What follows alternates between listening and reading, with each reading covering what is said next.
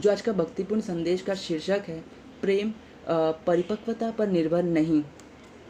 तो डिवोशन की शुरुआत मैं आपके सामने एक कुछ उदाहरण से करना चाहता हूँ कि आजकल हम देखते हैं कि ज़्यादातर हम देखते हैं कि स्कूल में जो टीचर्स होते हैं या फिर शिक्षक, ज़्यादातर कुछ शिक्षक ऐसे होते हैं कि अ, वो उन बच्चों से ज़्यादा प्यार करते हैं जो जो परिपक्व होते हैं, जो मजबूत होते हैं, जो पढ़ाई लिखाई में बहुत अच्छे होते हैं। लेकिन वही उसी क्लास के जो कुछ ऐसे बच्चे जो कमज़ोर बच्चे होते हैं, उनके प्रति उनका प्यार जो है बहुत कम होता है और उनका ध्यान भी उनके प्रति बहुत कम होता है, क्योंकि वो परिपक्व नहीं होते हैं और वो अपरिपक्व होते हैं।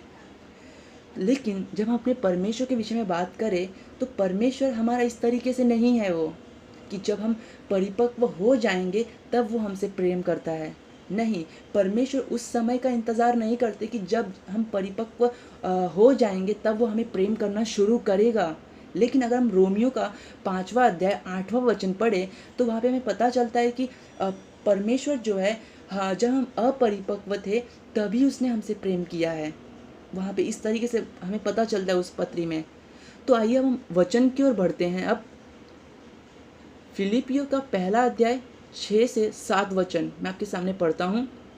मुझे इस बात का पूरा भरोसा है कि वह परमेश्वर जिसने तुम्हारे बीच ऐसा उत्तम कार्य प्रारंभ किया है, वही उसे उसी दिन तक बनाए रखेगा जब मसीह यीशु फिर आकर उसे पूरा करेगा। 7वां वचन, तुम सब के विषय में मेरे लिए ऐसा सोचना ठीक ही है, क्योंकि तुम सब मेरे मन में बसे हुए हो। तो इस पत्री की जो शुरुआत है, हम पौलुस जो है इस पत्री की शुरुआत प्रार्थना से करते हैं और इस पत्री में मसीह के प्रेम और मित्रता को दर्शाया गया है। यहाँ पर एक महत्वपूर्ण वचन है, जो 6वां वचन मैं आपके सामने फिर से पढ़ता हूँ। मुझे इस बात का पूरा भरोसा है कि वह परमेश्वर जिसने तुम्हारे बीच ऐसा उत्तम कार्य प्रारंभ किया है, वही उसे उसी दिन तक बनाए रखेगा जब मसीह यीशु फिर आकर उसे पूरा करेगा।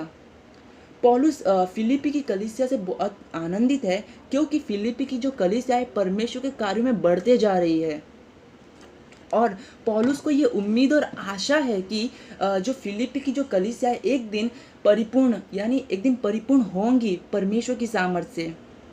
और तो यहाँ पर हम देखते हैं कि पौलुस जो है फिलिपी की कलीसिया से उनसे प्रेम रखता है और उनके अंदर जो अच्छे कार्य हैं, जो उत्तम कार्य हैं, यानी दिन पे दिन पवित्रीकरण और मसीह की तरफ बनने की जो प्रक्रिया है, उनके उनके विषय में पौलुस धीरजवंत है और वो उन्हें प्रेम करता है, उनकी परिपक्वता का इंतज़ार नहीं करता वो।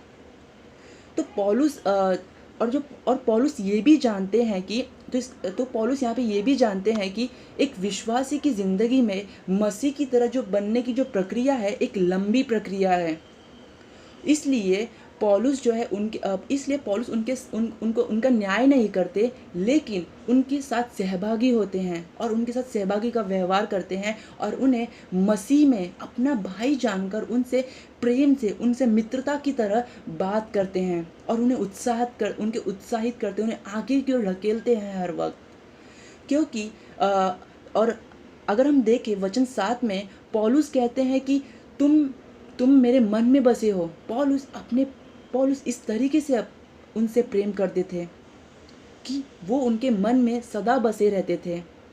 तो आज हम कलीसिया में आज कलीसिया में हम ऐसे अपने बहुत सारे भाई बहनों को देखते हैं, या फिर हम देखते हैं कि जो अपरिपक्व हैं, जो कमज़ोर हैं, लेकिन हमें उनका न्याय नहीं, उनके खामियों के लिए उन्हें आंकना नहीं है, लेकिन उनकी सहायता करनी है ताकि वो परिपक्व हो सके। उनके लिए हमें प्रार्थना करनी है ताकि वो परिपक्व हो सके, जिस तरीके से पौलुस उनके लिए प्रार्थना करते हैं।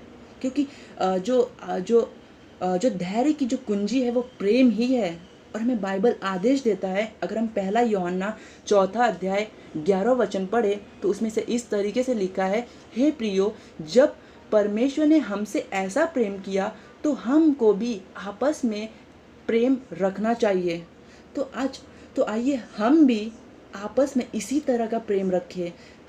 लोगों देखें कि अगर वो परिपक्व नहीं है या फिर वो परिपक्व है, हमें इससे कोई फ़र्क नहीं पड़ता, लेकिन हम उनसे प्रेम रखें और उनको परिपक्व होने के लिए उनके लिए प्रार्थना करें और उनसे प्रेम करें। ये हम कलीसिया में आज अपने भाइयों बहनों के साथ कर सकते हैं। आमीन।